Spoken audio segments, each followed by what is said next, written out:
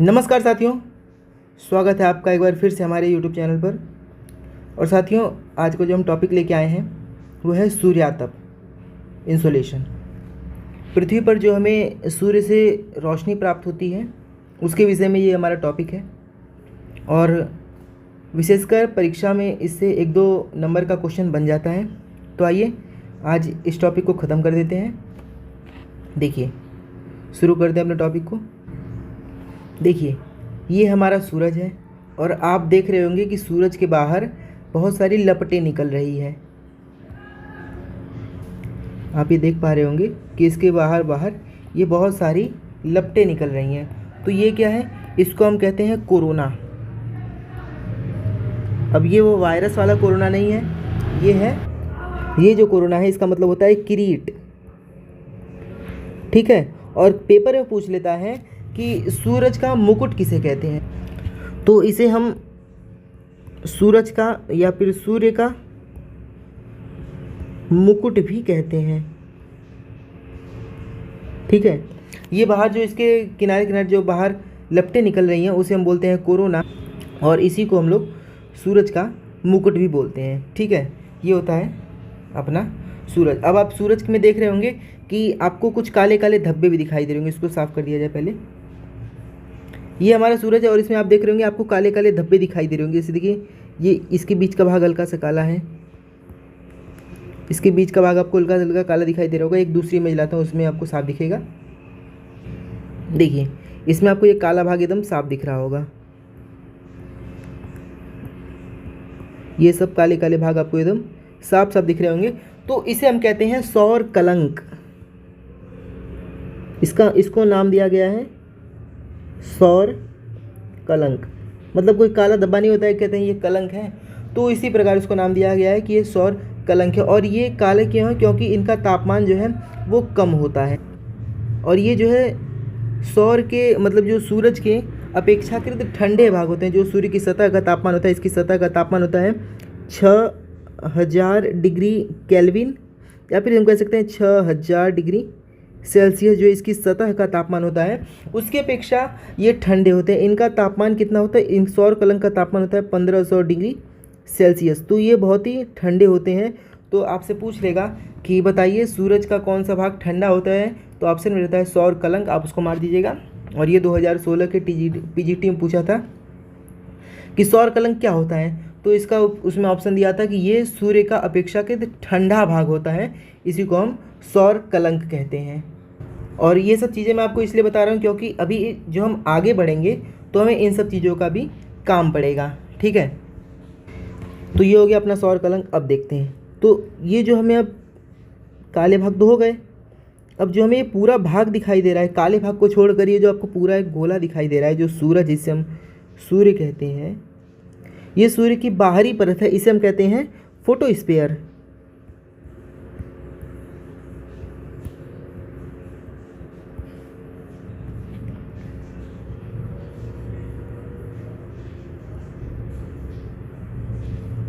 इसे हम कहते हैं फोटोस्फीयर। और यहीं से हमें सूर्य द्वारा प्राप्त रोशनी, यहीं से हमें जो सूर्य प्रकाश निकालते हैं, यहीं से सूर्य की ऊर्जा बाहर निकलती है। और इस जो ऊर्जा मतलब जो किरणें बाहर निकलती हैं उसको हम कहते हैं फोटान।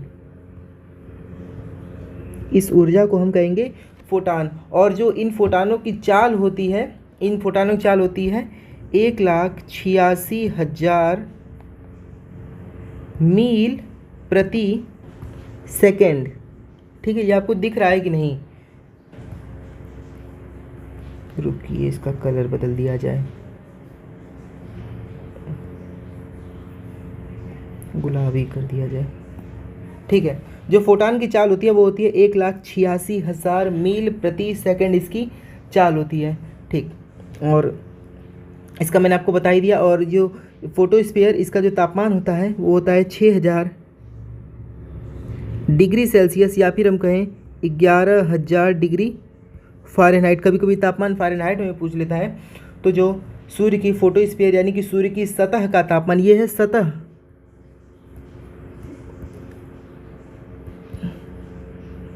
ये सतह का तापमान है।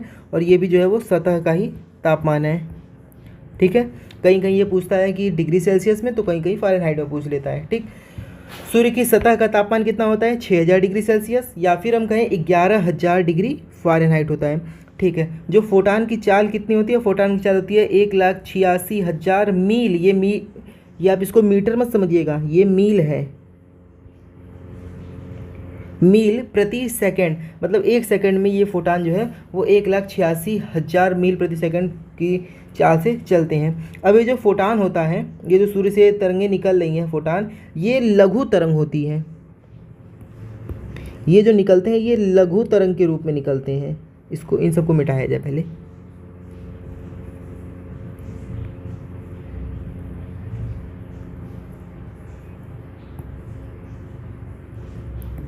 जो यहाँ से इससे तरंगे निकल रही हैं ये होती हैं लघु तरंग। ठीक है, और एक क्वेश्चन यहाँ से बनता है कि तरंगदैर्घ्य और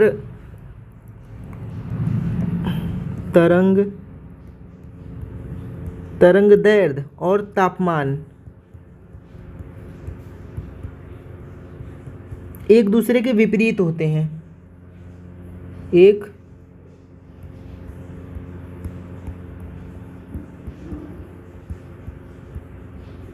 दूसरे के विपरीत होते हैं। यदि तापमान अधिक रहेगा, यानी कि हम कहें ताप अधिक, तो तरंग की लंबाई कम। ताप अधिक बराबर तरंग की लंबाई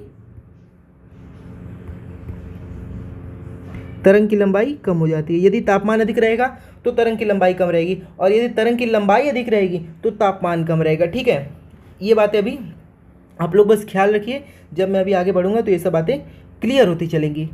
ठीक,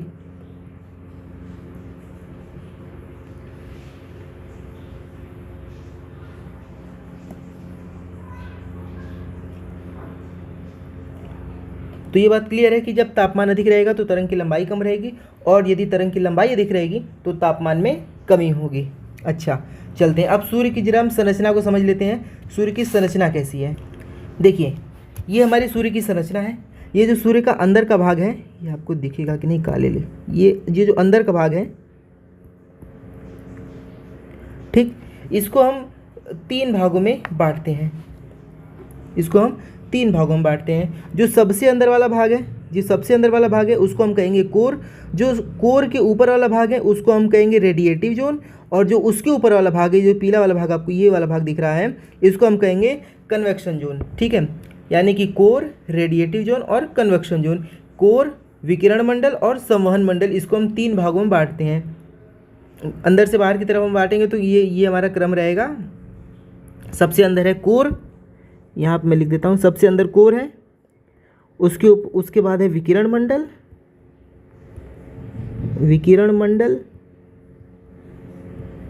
और फिर है संवहन मंडल, और फिर उसके ऊपर क्या है? उसके ऊपर है फोटोस्फीयर,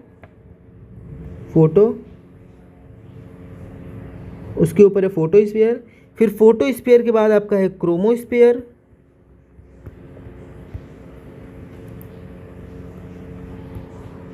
और उसके बाद है आपका कोरोना।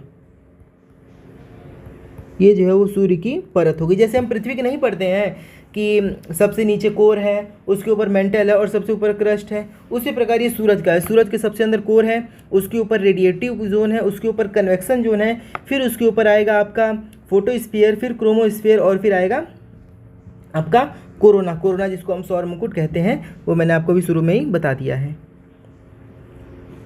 ये हमारी सूर्य की संरचना है।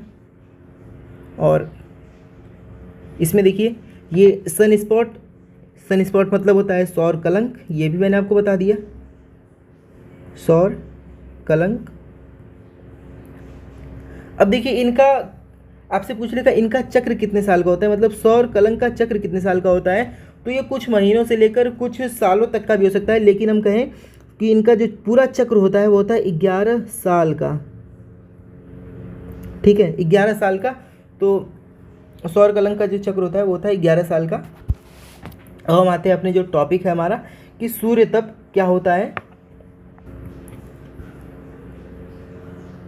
एक चीज़ और क्लियर कर लेते हैं, ये जो पृथ्वी, ये जो सूर्य का कोर है ना, ये कोर है, इसका तापमान होता है 1.5 मिलियन डिग्री सेल्सियस। ठीक है, 15 लाख डिग्री सेल्सियस इसका जो तापमान होता है, सूर्य के केंद्रीय भाग का तापमान होता है। और अगर हम इसको फ़ारेनहाइट में कन्वर्ट करें तो ये होता है 5 करोड़ डिग्री फ़ारेनहाइट। तो सूर्य का जो कोर का तापमान होता है वो होता है 15 मिलियन डिग्री सेल्सियस। शायद मैंने शुरू में 1.5 बोल दिया था, लेकिन वो गलत है, 15 मिलियन डिग्री सेल्सियस होता है। और जो इसके कोर का जो तापमान होता है वो फ़ारेनहाइट में होता है 5 करोड़ डिग्री फ़ारेनहाइट होता है। अब सूर्य में क्या होता है, सूर्य में जो है वो होता है हाइड्रोजन का हीलियम में संलयन। अब देखिए आपके सामने दो शब्द आते हैं, एक आता है संलयन और एक आता है विखंडन। उसको मैं समझाता हूँ अभी। एक होता है संलयन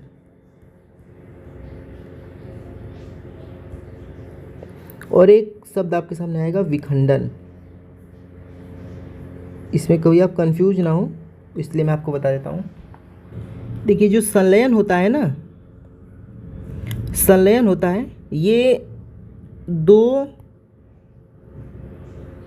छोटे नाभिक को, ये 6 बनाना है, दो छोटे नाभिक को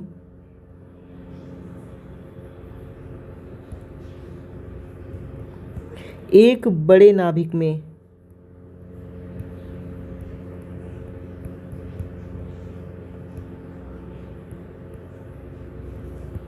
ठीक है, एक बड़े नाभिक में जोड़ता है या जोड़ देता है या जोड़ता है। और विखंडन में क्या होता है, एक बड़े नाभिक को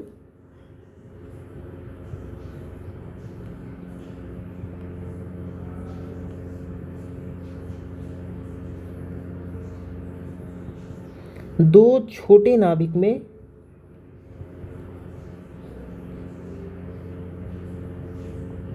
तोड़ देता है ये। ठीक है, अब देखिए संलयन की प्रक्रिया क्या कहाँ होती है, तो सर संलयन की प्रक्रिया ये प्रक्रिया जो है, ये प्रक्रिया होती है तारों में।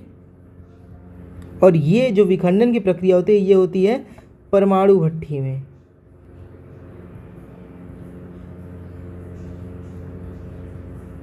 ठीक है, ये आपको अब संलयन और विखंडन क्लियर हो गया। संलयन होता है दो छोटे नाभिक को ये एक बड़े नाभिक में जोड़ता है, और विखंडन जो होता है वो एक बड़े नाभिक को दो छोटे नाभिक में तोड़ देता है। ठीक, अब हम आगे चलते हैं। तो सूरज में क्या होता है, सूरज में होता है हाइड्रोजन का हीलियम में संलयन होता है, न कि विखंडन होता है ना। हाइड्रोजन का हीलियम में संलयन होता है।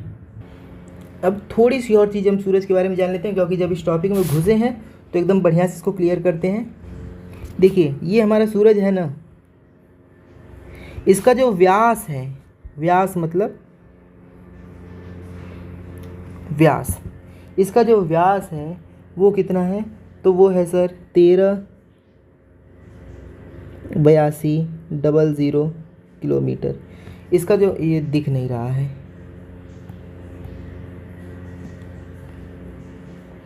इसको मैं इसमें कर देता हूँ, अभी नहीं। ये जो है सूर्य का व्यास है 138200 किलोमीटर, और ये पृथ्वी का 109 गुना है ना। ये पृथ्वी का 109 गुना है। ये तो मैं लिखता हूँ बराबर, इसके नीचे लिखता हूँ, ये जो है पृथ्वी का लगभग 109 गुना है।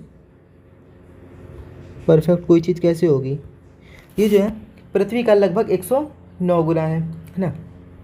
और ये तो मैंने आपको शुरू में बता ही दिया कि जो सूर्य से जो ऊर्जा निकलती है, जो तरंगें निकलती हैं, ये लघु तरंग मतलब छोटी तरंग, लघु तरंग के रूप में निकलती हैं।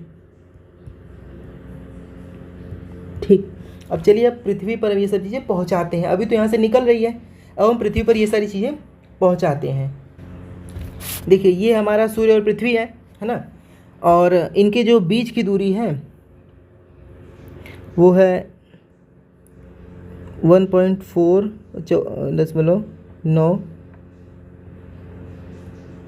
करोड़ किलोमीटर है ना। 14.966 भी है, 14.96 करोड़ किलोमीटर इन दोनों के बीच की दूरी है। और यहाँ से जो ऊर्जा निकल रही है सूर्य से मैंने बताया कि ये ऊर्जा निकल रही है, ये फोटान है, ऐसे निकल रहे हैं और पृथ्वी पर आ रहे हैं। और ये पृथ्वी पर कैसे आ रहे हैं? तो ये पृथ्वी पर आ रहे हैं सर, ये कौन सी तरंग है? ये है लघु तरंग। इतना तो आपको अब रट गया होगा। लघु तरंग के रूप में ये सूर्य से ऊर्जा निकलकर पृथ्वी पर आ रही है। और ये जो ऊर्जा एक यहाँ सूर्य से चल रही है और पृथ्वी तक पहुँच रही है ना, इसको सूर्य से पृथ्वी तक पहुँचने में 8 मिनट, और इसको अलग पेन से लिख दिया जाए, 8 मिनट और 20 सेकंड का समय लगता है। 20 सेकंड का टाइम लगता है। और ये कहाँ लिखा है? ये सविंदर सिंह की बुक में लिखा हुआ है कि जो सूर्य से ऊर्जा और सूर्य से जो रोशनी निकलती है और पृथ्वी तक पहुंचने में 8 मिनट 20 सेकंड का समय लेती है। इतनी बातें सबको अभी क्लियर हुई होंगी, है ना? अब देखिए, तो जो सूर्य से जो रोशनी निकल रही है और ये पृथ्वी तक पहुंच रही है, तो ये बताओ, ये जो पृथ्वी को जो पूरी रोशनी मिल रही है वो सूर्य का कितना भाग है? वो सूर्य का 1/2 अरबवा भाग है। अब सोचिए सूर्य कितना बड़ा है कि पृथ्वी को केवल सूर्य की कुल ऊर्जा का 1/2 अरबवा भाग मिलता है, जो कि इतना कम है जिसकी अगर हम एक बड़ा सा पत्थर ले लें तो एक पृथ्वी को उसका केवल एक धूल के कण बराबर ऊर्जा प्राप्त हो रही है, और वही ऊर्जा इतनी है कि पूरी पृथ्वी को गर्म कर दे रही है। अब हम देखते हैं जो पृथ्वी को 1/2 अरबवा भाग सूर्य की ऊर्जा का मिला, वो कितना होता है? तो वो होता है 2.3 गुणे 10⁻13 हॉर्स पावर। इतनी ज़्यादा एनर्जी पृथ्वी को केवल सूर्य का जो 1/2 अरबवा भाग से मिलती है, वो एनर्जी है 2.3 गुणे 10⁻11 हॉर्स पावर। मतलब इतनी ज़्यादा एनर्जी सूर्य जो है वो पृथ्वी को दे रहा है। और जिसके कारण जो पृथ्वी के धरातल का तापमान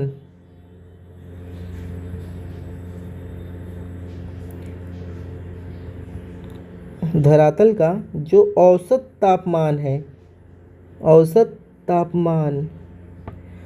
ताप जिसके कारण हो जाता है पृथ्वी के धरातल का 10 डिग्री सेल्सियस, या फिर हम कहें तो 50 डिग्री फ़ारेनहाइट, या फिर हम कहें तो 283 डिग्री केल्विन, इतना जो है तापमान हो जाता है पृथ्वी के धरातल का औसत तापमान। और पृथ्वी के वायुमंडल का औसत तापमान तो माइनस में रहता है। पृथ्वी के जो ये धरातल का था और ये पृथ्वी के वायुमंडल का, क्योंकि ऊपर जाने पर सूर्य ताप की मात्रा में कमी आती है, तो जो पृथ्वी के -23 डिग्री सेल्सियस, ठीक है। तो जो पृथ्वी के वायुमंडल का औसत तापमान -23 डिग्री सेल्सियस, पृथ्वी के धरातल का औसत तापमान 10 डिग्री सेल्सियस, या फिर हम कहें तो 50 डिग्री फ़ारेनहाइट, या फिर 283 डिग्री केल्विन हो जाता है। और एक और चीज़ देख लीजिए कि अगर हम सूर्य के धरातल पर चलें और इसकी 1 इंच लंबाई ले लें, इसके धरातल की 1 इंच लंबाई, 1 इंच चौड़ाई, अगर इसका एक वर्ग हम ले लेते हैं, ये नहीं दिख रहा होगा, इसको लेते हैं, इस सूर्य के धरातल का अगर ये हम 1 इंच लंबा और 1 इंच चौड़ाई का एक वर्ग लेते हैं, तो मात्र इससे जो हमें एनर्जी मिलती है वो मिलती है 1,00,000 हॉर्स पावर की एनर्जी, केवल हमें सूर्य के 1 गज स्क्वायर इंच से, जो एक स्क्वायर इंच से, ये इंच है, 1 इंच है IN, ये 1 इंच का एरिया है, इससे हमें जो एनर्जी मिलती है वो मिलती है 1,00,000 हॉर्स पावर की एनर्जी, केवल सूर्य के 1 इंच के जो वर्ग है उससे हमें इतनी ऊर्जा मिल जाती है, या फिर सूर्य इतनी ऊर्जा जनरेट करता है। और सूर्य में क्या है? सूर्य में 90% जो है वो हाइड्रोजन है, 10% हीलियम है, यही 90% 10% में बदल रहा है, इसी को हम कहते हैं नाभिकीय संलयन, है ना। और हम चलते हैं जो सूर्य तक हम आए थे उस पर चलते। देखिए ये हमारी पृथ्वी है और ये 23.5 अंश की झुकी हुई पृथ्वी हमारी है ना। ये 23.5 अंश झुकी हुई है, जिसके कारण जो हम कहें कि केवल और केवल सूर्य लंबवत चमक पाता है। मकर रेखा से कर्क रेखा तक सूर्य हमारा केवल लंबवत चमक पाता है। और इसके अलावा सूर्य की जो किरणें पड़ती हैं वो देखिए वो तिरछे पड़ रही हैं, वो किरणें तिरछे पड़ रही हैं। यहाँ पे क्या होगा, अगर सूर्य के लंबवत चमकने से क्या होगा कि इतना एरिया बहुत ज़्यादा गर्म हो जाएगा, जबकि अगर तिरछे पड़ेगी सूर्य की किरणें तो जो प्रकाश उसका बहुत ज़्यादा एरिया में फैलेगा, उतना ही प्रकाश बहुत ज़्यादा एरिया में फैलेगा। जैसे आपके घर में एक मेहमान आए, आपने उनको बढ़िया से पूड़ी खिलाई या भोजन कराया, खाना खिलाया, और एक ही मेहमान है तो आप उनका पेट बढ़िया से भर देंगे, ठीक है। और वही आप भंडारा कर रहे हैं, या फिर आपके घर में बहुत ज़्यादा लोग आ गए और आपके पास खाना उतनी ही मात्रा में है जितना कि आपने उस एक व्यक्ति को खिलाया, तो अगर उतना ही खाना आपको बहुत ज़्यादा लोगों को खिलाना हो तो आप कम कम खिलाएंगे। तो उसी प्रकार सूर्य का है कि ऊर्जा तो उतनी ही आ रही है, लेकिन यहाँ पर सीधे पड़ रहा है तो यहाँ पर ताप कम क्षेत्र में पड़ रहा है, जिसके कारण यहाँ पर तापमान ज़्यादा हो जा रहा है। यहाँ पर वो ऊर्जा ज़्यादा क्षेत्र में पड़ रही है, ऊपर वाले क्षेत्र में, जिसके कारण यहाँ पर मतलब उजाला तो हो रहा है, तापमान चारों तरफ पड़ रहा है, लेकिन इतना तापमान नहीं हो पा रहा है। इसके कारण यहाँ पर बर्फ़ जम जाती है ऊपर वाले एरिया में, और नीचे वाले एरिया में हमारे बर्फ़ जमी हुई है, ठीक है। अब हम आगे चलते हैं कि हमें सूर्य से अब ऊर्जा कितनी मिलती है और कैसे कैसे क्या होता है। देखिए इस वाली इमेज में एकदम बढ़िया समझ जाएंगे। ये सूर्य सनलाइट आ रही है और छोटे क्षेत्र पर पड़ी, ठीक है, तो यहाँ पर तापमान ज़्यादा रहेगा। इसके ऊपर वाली इमेज भी देख रहे होंगे कि अब सनलाइट जो है ज़्यादा क्षेत्र में पड़ रही है, तो यहाँ पे तापमान इसकी अपेक्षा कम रहेगा। तीसरी इमेज में देख रहे होंगे कि लाइट उतनी ही आ रही है, लेकिन पड़ कितने क्षेत्र में रही है, पड़ इतने क्षेत्र में रही है, तो यहाँ पर तापमान और भी कम रहेगा। अर्थात हम कहें कि यहाँ पर तापमान जो है माइनस में भी चला जाता है ना, ठीक, यहाँ पर तापमान माइनस में चला जाता है। तो हम कहें कि जब सबसे ज़्यादा तापमान कहाँ पर रहेगा, वो भूमध्य रेखा पर रहेगा। लेकिन भूमध्य रेखा पे क्या होता है, तापमान ज़्यादा होता है, बारिश हो जाती है, तापमान बैलेंस हो जाता है। और कर्क रेखा पे क्या होता है कि तापमान इसकी अपेक्षा कम रहता है, तापमान यहाँ पे कम आ रहा है, लेकिन बारिश उतनी नहीं होती, जिसके कारण कर्क रेखा पर तापमान इक्वेटर की तुलना में अधिक हो जाता है। लेकिन सूर्यताप सबसे ज़्यादा कहाँ आ रहा है, वो इक्वेटर पर आ रहा है। तापमान सबसे ज़्यादा कहाँ होगा, वो कर्क रेखा पर होगा या फिर मकर रेखा पर होगा, है ना। ये बात आप समझे। अब हम आते हैं जो हमारा मेन टॉपिक था, सूर्यताप। मानते हैं ये 100 यूनिट क्या है, ये हमें सूरज से मानते हैं हमें टोटल 100 यूनिट ऊर्जा प्राप्त हुई। सूर्य से जब हमें 100 यूनिट ऊर्जा प्राप्त होती है तो 35 यूनिट वापस चली जाती है परावर्तन के कारण, और ये जो पृथ्वी पर पड़ती है, ये हमें पृथ्वी पर पड़ती है। तो देखिए 35 यूनिट में से 27 यूनिट बादल वापस कर देता है, बादल के ऊपर धूप पड़ी और बादल ने उसको परावर्तित कर दिया, तो 27 यूनिट या फिर हम कहें 27 यूनिट बादलों ने वापस परावर्तित कर दी, 27 यूनिट वापस स्पेस में चली गई। 6 यूनिट हमारा वायुमंडल लौटा देता है, और 2 यूनिट जो हमारे बड़े बड़े पर्वत है उस पर बर्फ़ जमी हुई है, तो बर्फ़ के कारण भी 2 यूनिट वापस चली जाती है। और ये बर्फ़ कैसी होनी चाहिए, ताज़ी बर्फ़। आपसे कोई पूछेगा कि बर्फ़ ज़्यादा परावर्तन करेगी या फिर ताज़ी बर्फ़, तो आप लोग हमेशा मारिएगा ताज़ी बर्फ़, वो जो है सूर्य की रोशनी का ज़्यादा परावर्तन करेगी। यहाँ पर ऐसी रोशनी है और ये वापस दोबारा चली गई। 27 यूनिट पहुँचा दी वापस बादल ने परावर्तित कर दी, 6 यूनिट वायुमंडल ने परावर्तित की, और 2 यूनिट हमारी बर्फ़ ने परावर्तित की। अब देखिए जो 65 यूनिट बची, अगर हम 100 में से 35 घटा देंगे तो हमारी बचती है 65 यूनिट, और 65 यूनिट में से भी 14 यूनिट जो है, 14 यूनिट वो बादलों ने सोख ली। 27 यूनिट तो बादलों ने परावर्तित कर दी और 14 यूनिट बादलों ने सोख ली अपने में, और जो बचती है अब 14 और घटा देंगे तो 51 बचती है। तो यही 51 जो है वास्तव में धरती पर पहुंचती है और यही धरती को गर्म करती है। अभी हम इन 51 को और डिटेल में देखेंगे।